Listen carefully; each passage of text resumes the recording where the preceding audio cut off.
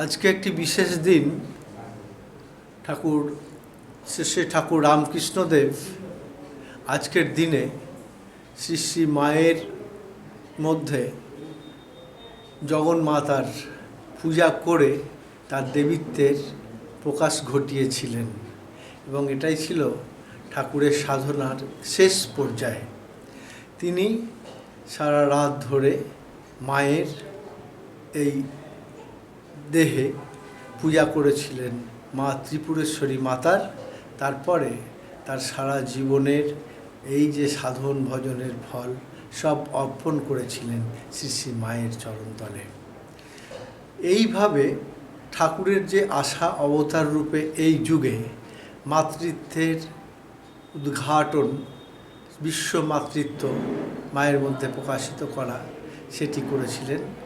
আর স্বামীজিকে দিয়ে তা প্রচার করিয়েছিলেন সারা পৃথিবীর বুকে। সেই জন্য আজকের দিনটি রামকৃষ্ণ সংঘের একটি বিশেষ দিন। এই দিনে বেলুড় মঠ এবং অন্যান্য যত সেন্টার আছে সব সেন্টারে, অনেক সেন্টারেই এই কালী পূজা হয় মাকে ষোড়শী রূপে।